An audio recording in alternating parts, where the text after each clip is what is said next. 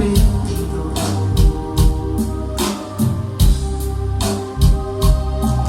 Por tantos errores que yo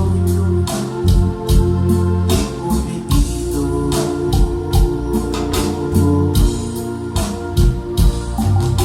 Perdóname, Señor, ayúdame a seguir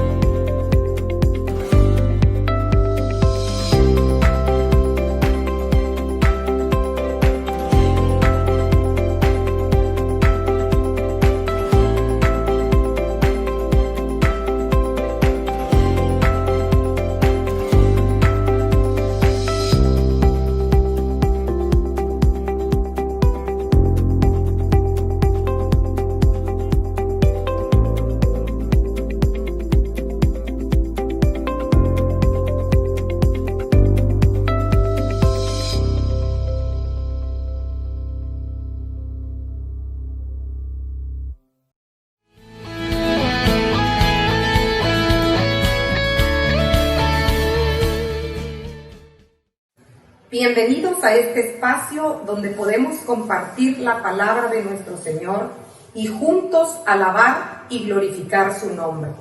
Y que este momento de esparcimiento sea de edificación para cada una de nuestras vidas. Dios nos bendiga.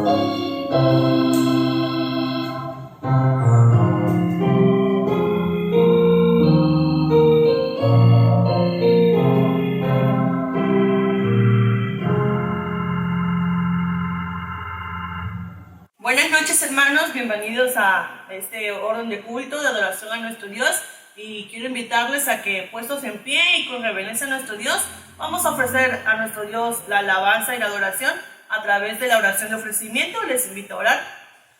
Señor Jesús, que estás en los cielos, gracias te damos, Padre Celestial, porque nos das la vida, y en esta hora, Padre Celestial, queremos acercarnos a ti, a tu presencia, oh Dios, y queremos ofrecerte en esta hora, principalmente nuestras vidas, nuestro corazón, presentarte, oh Dios, y ofrecerte nuestros pensamientos, la adoración que en esta hora te ofrecemos, la lectura de tu palabra, Padre bendito.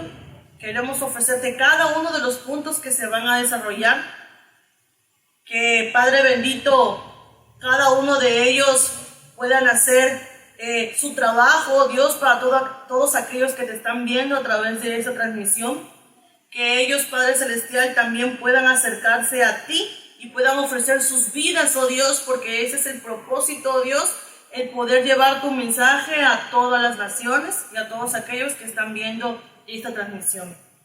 Quédate con cada uno de nosotros, oh Dios, y permite que en este momento podamos tener toda la tranquilidad, toda la reverencia y toda la paz, oh Dios, para poder atender a tu palabra como debe de ser. En tus manos nos ponemos, Jesús, poniendo todo. Amén.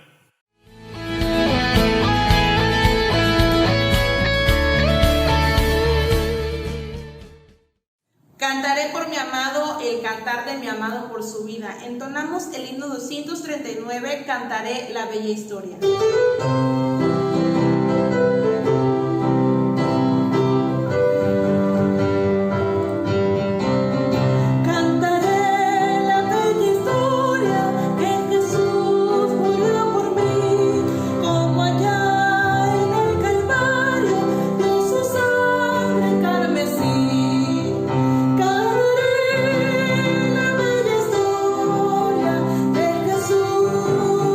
Salvador.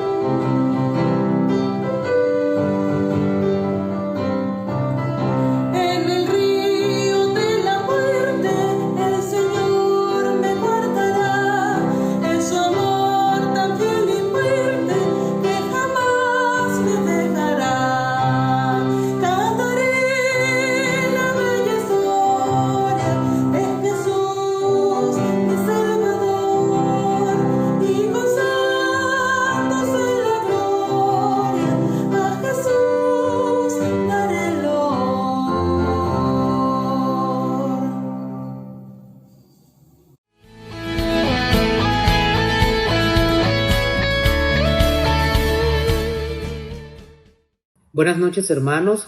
Me da muchísimo gusto el día de hoy poderles saludar a través de el amor de nuestro Señor y Salvador Jesucristo, y el día de hoy yo voy a estar a cargo de la lectura bíblica, la cual vamos a encontrar en Colosenses 2, del versículo 8 al 23. Le pido que ahí desde sus hogares puedan seguirme con su vista y vamos a darle lectura a esta palabra que dice así: plenitud de vida en Cristo. Mirad que nadie os engañe por medio de filosofías y huecas sutilezas, según las tradiciones de los hombres, conforme a los rudimentos del mundo y no según Cristo, porque en él habita corporalmente toda la plenitud de la deidad, y vosotros estáis completos en el que es la cabeza de todo principado y potestad. En él también fuisteis circuncidados con circuncisión no hecha a mano, al echar de vosotros el cuerpo pecaminoso carnal en la circuncisión de Cristo, sepultados con él en el bautismo, en el cual fuisteis también resucitados con él, mediante la fe en el poder de Dios que la levantó de los muertos.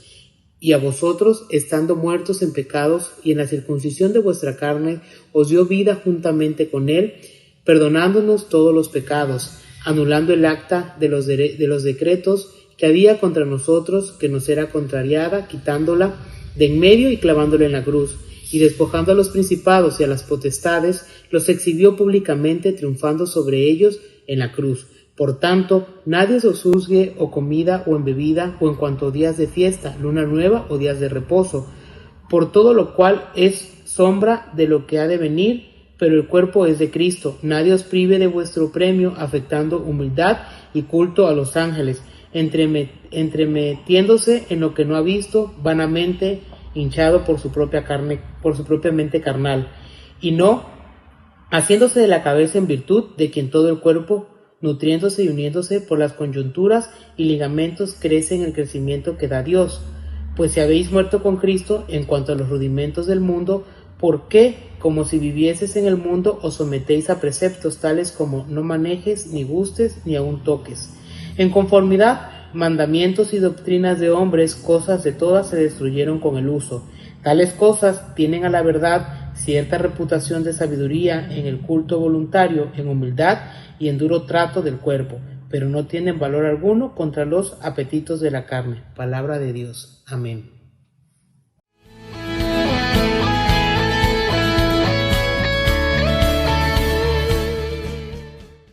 Buenas tardes, estimados hermanos. Gracias a Dios por esta hermosa tarde que el Señor nos regala. Y a 503 años de la Reforma, lo correcto es que podemos decir que nos hemos enfrascado en mantener y sostener solamente la apariencia institucional que la Reforma nos ha dejado. Al principio, la Reforma había servido para sacarnos de un periodo de oscuridad en la que el pueblo de Dios vivía. Una visión reformada del creyente es el tema de esta tarde, y la verdad que me llama mucho la atención porque fueron 503 años que ya hemos vivido, y al parecer cada uno de nosotros tiene una perspectiva muy distinta de lo que debe ser la Reforma hasta nuestros días. La visión reformada en el tiempo de Lutero, en el tiempo de Calvino, trajo muchos cambios que eran necesarios, cambios que se deberían de hacer inmediatamente. Y uno de los cambios que esta reforma trajo fue el cambio de instituciones, el cambio institucional, ya que en ese tiempo la institución estaba por encima de la misma base de lo que se creía. Quiero decir, la palabra de Dios estaba sujeta a lo que las personas en el momento que estaban en la institución podían cambiar, podían manejar la información, y sostenían más que nada toda la creencia no de la institución, sino de las personas que estaban enfrente de la institución. Pero se hacen todos esos cambios. La Reforma hizo que se cambiara todo eso que la institución tenía mal. No es que la institución sea mala, sino que en su momento los que estaban delante de la institución estaban pensando de forma distinta. Pero también hubieron cambios doctrinales. Lo cierto es que al estar encima la institución de la Sagradas Escrituras o mantenerse más bien el poder en las personas y no en lo que Dios decía, veíamos que las doctrinas eran muy inestables, poco sustentables las palabras del Señor, y entonces mirábamos a las personas con trajes muy bonitos orientar de forma contraria a lo que las Sagradas Escrituras decían. Todo eso fue lo que mostró Lutero, todo eso fue lo que mostró Calvino y todos los reformadores, y lucharon mucho para hacer estos cambios. La iglesia estaba deseosa de querer conocer y saber la realidad en la que el pueblo debería de caminar. Pero no solamente institucional y doctrinalmente hubieron cambios, sino que también hubo un cambio en la forma de vivir la fe. Y cuando hablamos de vivir la forma de fe, estamos hablando que sin la institución y sin la doctrina bien orientada, la forma de fe era una forma de fe que no agradaba a Dios, que era desatendida por Dios y que sin duda íbamos en dirección contraria. Esto es muy interesante verlo en el siglo XXI, porque en este tiempo nosotros tenemos muchas instituciones, tenemos muchas doctrinas, que por cierto algunas son muy falsas, y obviamente que la forma de la vida del creyente ha cambiado de forma radical.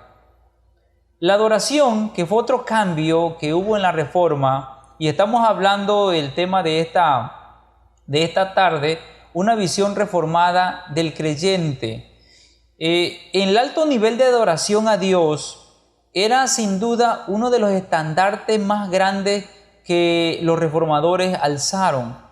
Porque lo cierto es que si la institución, la doctrina y nuestra forma de vida no son congruentes a la palabra del Señor, lo cierto es que nuestra adoración no es aceptable, lo cierto es que nuestra adoración carecerá de un sustento de vida que agrade a Dios. Así que muchas personas decidieron en ese tiempo pagar indulgencias, en ese tiempo decidieron mejor darle lugar a quien no deberíamos darle lugar, y decidieron muchas personas poner en la oscuridad la palabra del Señor, pero no sabían que la palabra de Dios, en donde se pone en lo más oscuro, es donde brilla más, porque la palabra de Dios es luz. Cuando vemos todo esto, nos damos cuenta que la conciencia del pueblo y del gobierno que ejercía Dios, esa conciencia que no se tenía, esa conciencia de no comprender que lo que determina y lo que exige no son las instituciones, no son las doctrinas, sino son quien sostiene la institución y quien da forma a la doctrina, y este es Dios. En algunas ocasiones nosotros hemos estado en conferencias donde nos ponemos a hablar de tanta historia y nos ponemos a hablar de tantos fenómenos que sucedió en la Reforma, pero cuando nosotros nos ponemos a pensar y fijamos nuestra mirada en la visión reformada desde el creyente, vemos todo esto. Nos damos cuenta que el creyente estaba en medio de muchos cambios que eran necesarios, pero el creyente se iba transformando e iba cambiando a la medida que se realizaron todos estos fenómenos.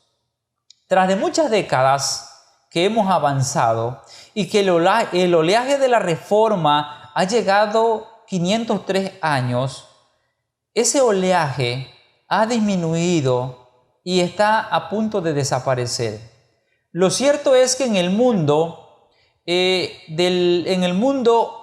que vivía en el tiempo de Lutero, ese mundo era totalmente cambiante. Era un mundo que estaba incluido dentro de las esferas de las decisiones que la Reforma traía como exigencia. El mundo en su momento estaba involucrado. Hoy nosotros vivimos en un mundo que la reforma como que ya no tiene mucha importancia. El oleaje que fue un golpe tan tremendo en el tiempo de los reformadores ha venido sosteniendo esa parte tan importante de velar y de mantener la verdad por encima de instituciones, de doctrina y de todo lo que pudiéramos estar pensando como seres humanos, porque primero es la palabra. Pero una pregunta que yo quisiera hacer en esta hermosa tarde-noche es sin duda que si para nosotros los creyentes solamente la reforma la miramos como una historia, o que realmente el oleaje de la reforma cada vez se reedita en nuestra generación, y si esta generación realmente está reeditando ese impulso de visión para poder llegar a más generaciones. La reforma no era un grupo de personas que estaban en contra de otro grupo, así se ve en la historia. Se ve, por ejemplo, Calvino comienza en contra de un grupo, y luego muchos calvinistas, y luego muchos luteranos, y luego muchas personas en contra de una religión. Eso es lo que nos enseña la historia. Pero lo cierto es que la reforma no fue en contra de un grupo de clérigos, sino fue en contra de aquello que estaba tomando el lugar que solamente le pertenecía a Dios.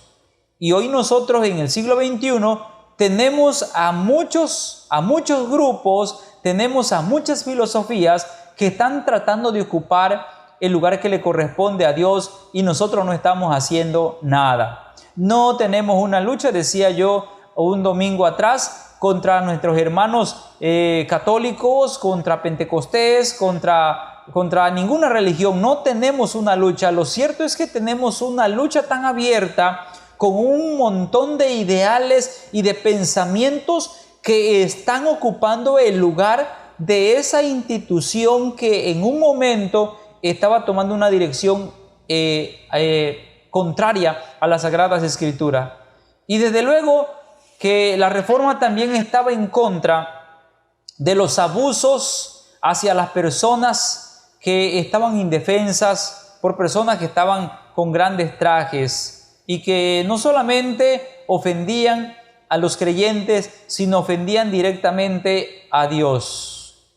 Porque la punta de lanza de todo ese engaño que se había hecho un andamiaje de mentiras en el tiempo de Lutero, ese andamiaje que sostenía toda la mentira y todo el grupo de personas que empezaron a cobrar para obtener salvación, que empezaron a dar una dirección distinta que no era Dios, era con la intención no de recaudar monedas. Nosotros vemos y decimos, ¡ay, qué malos! Mira que están recaudando dinero. No, el problema más grande era que no estaban quitándole las monedas a los creyentes o al pueblo, sino estaban tratando de mantener en la oscuridad la conciencia y la libertad de poder creer en el Rey de Reyes y Señor de Señores. En esta hermosa tarde quiero que miremos cuál ha sido y cuál debe de seguir siendo para nosotros como creyentes la visión reformada. No hablo como institución o como un grupo de personas, sino hablo de lo más básico, de lo más sencillo, que es yo como creyente, cuál debe de ser la visión reformada que debo mantener, y que esa visión reformada tuvo un impacto tan grande hace 503 años y que ahora me toca reeditar ese mismo impulso de visión para las demás generaciones venideras. Lo cierto es que están afianzados este impulso de visión reformado en tres cosas muy importantes. Y primero es que la visión reformada del creyente, en ese momento en el que Lutero alza la voz, en ese momento en el que se está haciendo todos los cambios, esa visión reformada, esa revisión, esa visión del creyente estaba centrada en una dirección de la misma vida del creyente. Una vida que exigía austeridad y vivir de forma austera y vivir de una forma moderada. La forma de vida caracterizada en ese momento es una forma de vida que exigía sencillez, que exigía moderación, que exigía restricción a los intereses materiales. Y esto no fue un invento en la Reforma. Lo cierto es que Jesús, cada vez que estaba con sus discípulos, siempre vivía diciendo, el hombre no vivirá solamente del pan. El hombre no puede solamente vivir de las cosas materiales. Y tanto así que nuestro Señor Jesucristo en Mateo capítulo 6 versículo 11 dice, el pan nuestro de cada día, dánoslos hoy. Yo creo que es de vital importancia mencionar la forma en que nosotros vivimos como creyentes. Posiblemente hoy no tengas para cenar, posiblemente no hayas incluso ni comido, a lo mejor tengas muchas deudas, a lo mejor tengas muchos problemas. Es cierto, a lo mejor te encuentras ahí en el hospital esperando una buena noticia.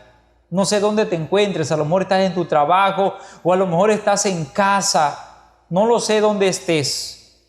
Lo cierto es que el Padre Nuestro no se hizo solamente para que repitamos muchas veces nada más repetirlo, sino para que esto nos permita tener un estilo de vida grato delante del Señor y grato para nosotros y vivamos y disfrutamos la vida. Miren, la palabra del Señor dice, el pan nuestro de cada día, dánoslos hoy. Hay un pan por el cual tenemos que caminar. Hay un pan el cual tenemos que buscar.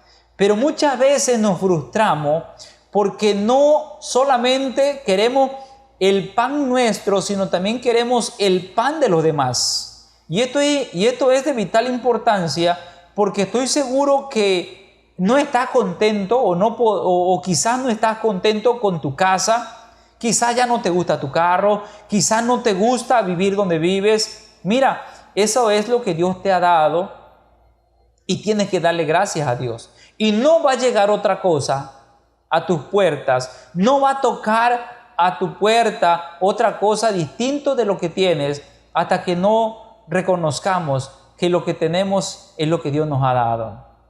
Muchos no luchan entonces por obtener el pan diario, sino por tener más de lo que no necesitamos. Primera de Timoteo, capítulo 6, versículo 6 al 8, les voy a dar lectura y dice, pero gran ganancia es la piedad acompañada de contentamiento.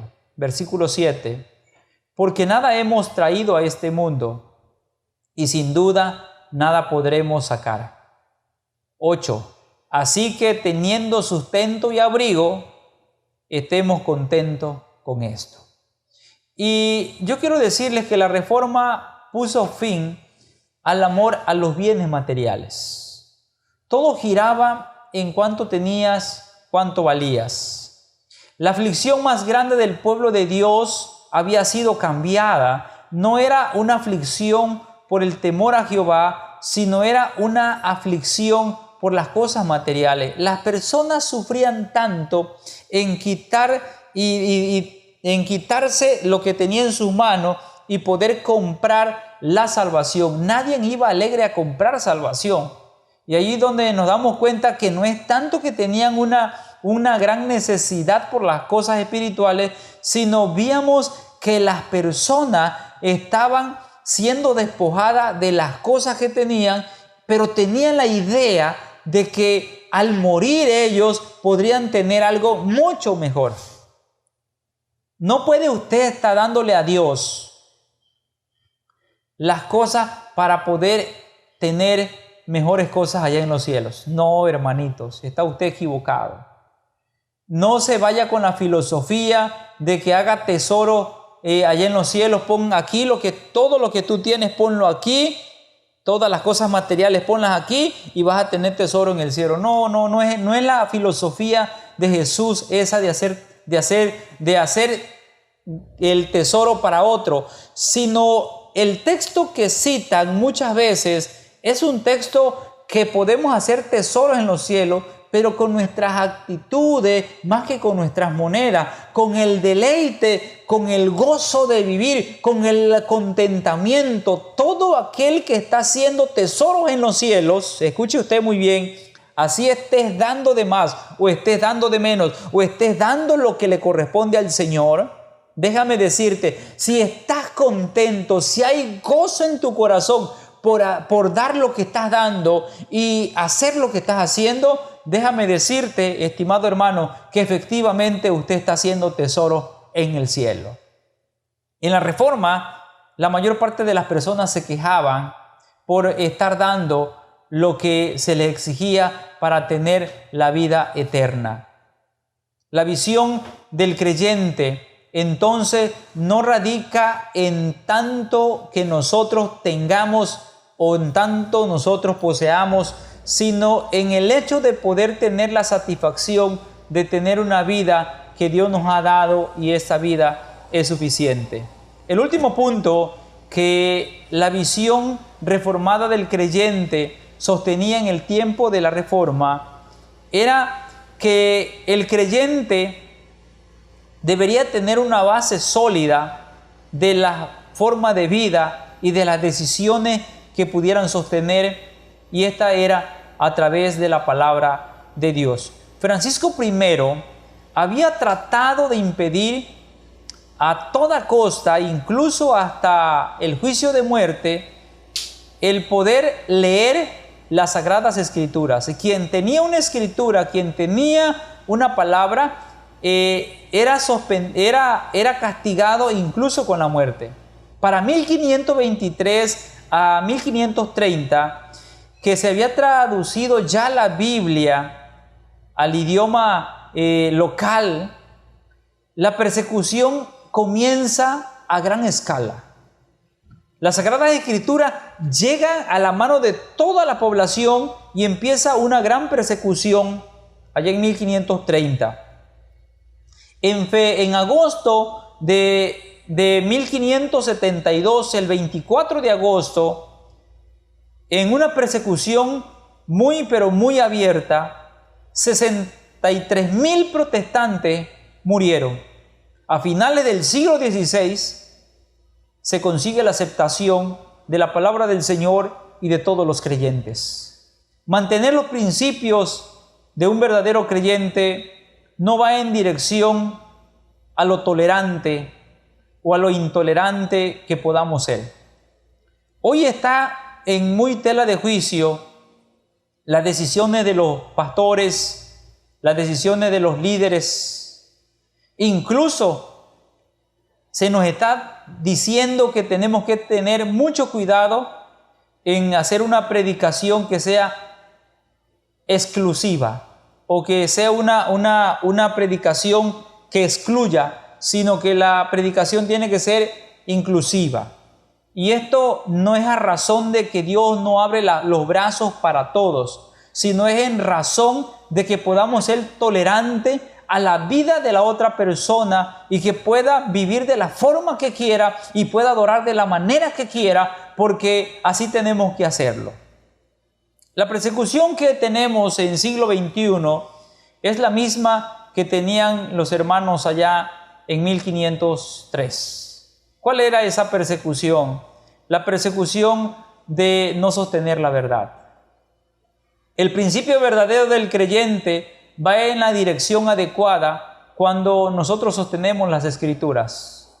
No es en lo que yo pueda aceptar, no es en lo que una iglesia pueda tolerar, sino la visión de nuestras iglesias presbiterianas hasta este momento, y debe de ser para cualquier religión que profese a Jesucristo como su único Salvador, es que la palabra del Señor debe de ser en primer lugar para toma de decisiones. El Salmo 119, versículo 105 dice: lámpara es a mis pies tu palabra y lumbrera a mi camino. La palabra de Dios, estimados hermanos, debe de ser lo que debe de guiar a tomar decisiones. Nosotros podemos ser tolerantes, nosotros podemos ser personas que podamos incluir a todo tipo de personas, sea como sea. Puede ser una persona que pueda tener una apariencia de hombre, pero viva una vida de sexo femenino. Usted lo puede incluir en su iglesia como usted quiera. Pero déjeme decirte que no es aceptable ante los ojos del Señor, porque la palabra de Dios no las incluye. La palabra de Dios, lo cierto es que tiene un juicio para cada una de esas personas que no están tomando en serio la orientación de la palabra. En Proverbios capítulo 30, versículo 5 dice: toda palabra de Dios es digna de crédito. Dios protege a los que en Él buscan refugio, según la Nueva Versión Internacional. La palabra de Dios tiene que ser la base de nuestra vida como creyentes. Muchas veces, hermanos, me dicen: pastor, pero ¿cómo le hacemos? Lo que pasa que no podemos, tenemos miedo en predicar, ¿qué hacemos con esos textos?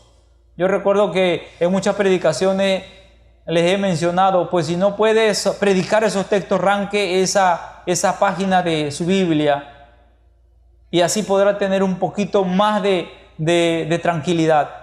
Porque las demás Biblias, las millones de réplicas de la Biblia, de la palabra de Dios, tienen esas páginas. No podemos nosotros decir esto sí y esto no. ¿Por qué? Porque la autoridad de la palabra de Dios no está en lo que nosotros como creyentes decimos, o lo que como las instituciones dicen, o como lo que dice un gran poderoso religioso. No. El poder de la reforma no fue porque Lutero estaba de frente, no es porque Calvino era quien estaba de frente, sino la palabra de Dios era la autoridad máxima en ese momento. Colosenses capítulo 2, versículo 10 dice: y vosotros estáis completos en Él, que es la cabeza de todo principio, de todo principado y de toda potestad. No se discute esto en ningún momento. La hermandad entre todas las religiones se centra exactamente en esta gran verdad, que creemos en Jesucristo, y esta es nuestra máxima autoridad. Esta es la autoridad que tenemos como pueblo. Por último, quiero leerles 1 Timoteo capítulo 2, versículo 5.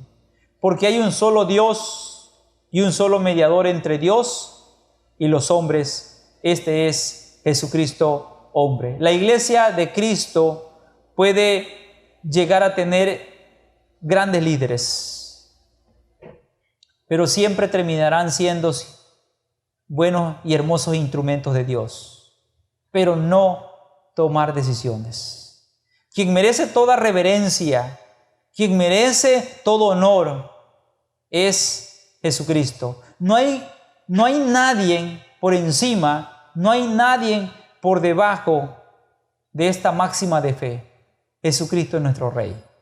Así que si se levanta algún líder, si hay algún religioso, si hay algún poderoso dentro de alguna iglesia y acepta lo que no acepta las Escrituras, corra por su vida, porque esas personas que se dejan llevar y que se dejan guiar no por las Escrituras, tendrán un juicio totalmente directo con nuestro Padre Celestial, porque Jesucristo fue puesto para darnos toda la orientación, para darnos los papeles importantes que tenemos que seguir. Dios me los bendiga, estimados hermanos, y la visión reformada del creyente entonces no está en una institución, tampoco se encuentra en lo que nosotros sintamos, aceptemos o declinemos. Tampoco se encuentra en seguir un gran líder, sino se encuentra en seguir a Jesucristo como nuestro único y suficiente Salvador. Dios me lo bendiga y provecho en esa cena tan rica que seguro Dios les dará. Que el Señor nos bendiga.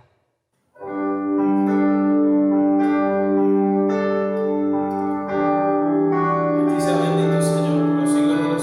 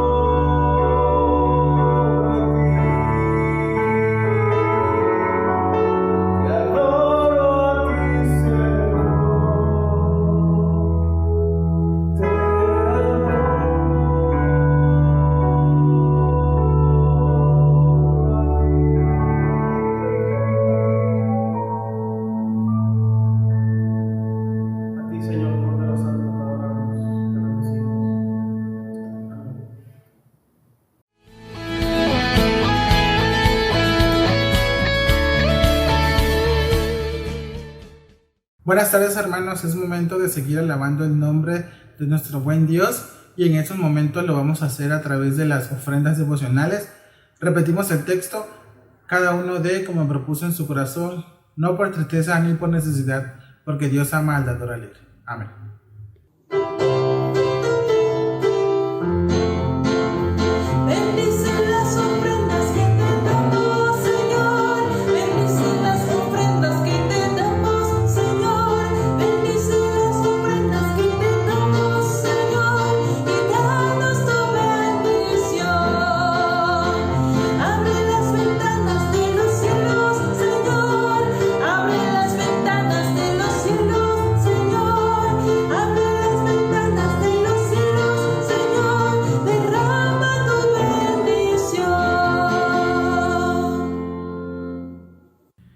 Es momento de consagrar las ofrendas. Les invito a orar. Padre, te damos gracias porque nos permites un día más estar alabando y glorificando tu nombre. En estos momentos nos dirigimos ante ti, Padre, para que bendigas estas ofrendas que tus hijos han depositado. Bendice las fuentes de donde provienen, sus empleos, sus negocios. Fructifícalos, Padre, a cada uno de ellos, y de igual forma bendice a las personas que las van a administrar aquí en la tierra para el engrandecimiento de tu obra. Esto te lo pedimos en el nombre de Cristo Jesús. Amén.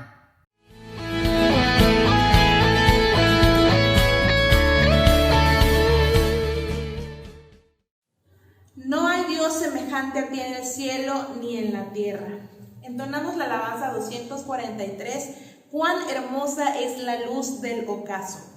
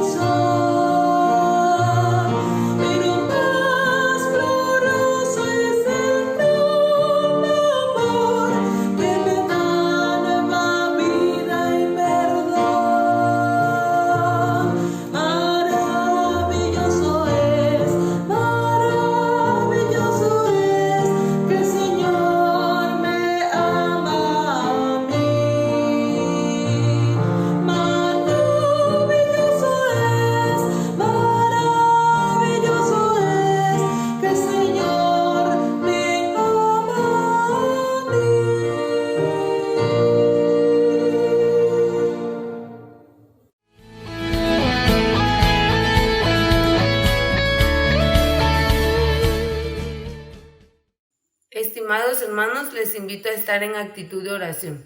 Oremos. Cariñoso y amantísimo Padre que moras en las alturas de los cielos, en esta hora te damos gracias porque tú nos has permitido elevar este orden de culto para darte la honra y la gloria que tú te mereces. En esta hora, Padre mío, te pedimos por el mensaje expuesto por el hermano, que lleguen a cada uno de nuestros corazones, de nuestra mente, y asimismo bendigas la vida de nuestro hermano y que tú lo sigas ayudando, y así a cada una de las personas que están encargadas de esta transmisión para que llegue a cada uno de nuestros hogares. Sigue bendiciendo a cada una de las familias y síguenos ayudando, Padre mío, cada día.